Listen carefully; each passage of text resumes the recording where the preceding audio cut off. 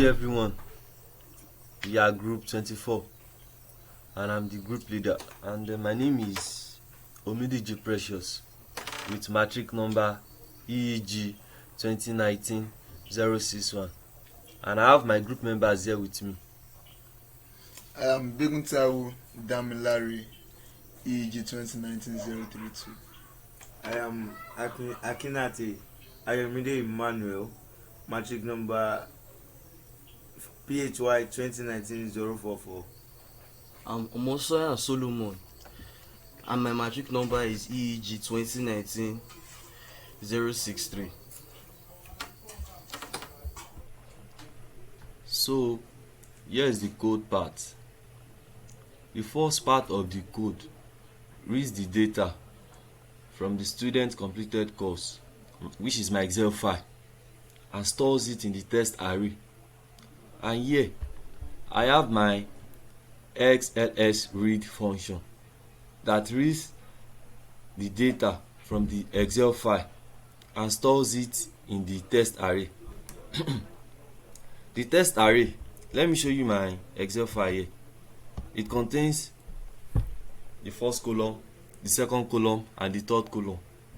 The first column, it contains the student ID, and the second column contains the student name, and the third column, it contains the student project topic. Now, moving back to my code, I have the length variable here where I store the length of the test array, and here I have my blank image variable that stores the blank certificate image. Now, moving to my for loop, the main function of the for loop here is just to iterate through the test array and create a string that combines the student name and project topic.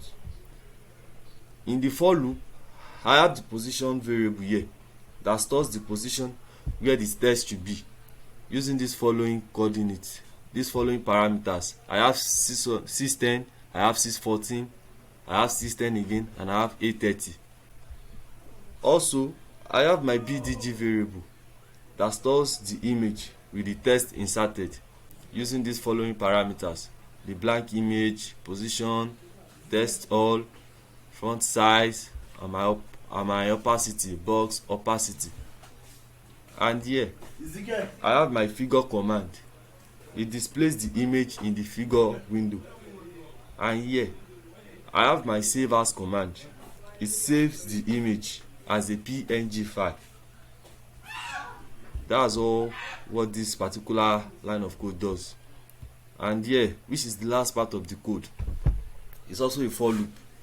It also iterates through the test array and sets the student name and project topic variables to the corresponding values in the test array. And now we need to run the code to give us the required results. And here you can see the names and topic in my Excel file. What are the things that were given here?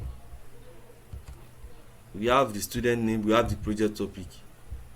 Checking out what the code generated, we could see it did exactly what the stuff that were written here. We have the student name and the project topic, and then that's all.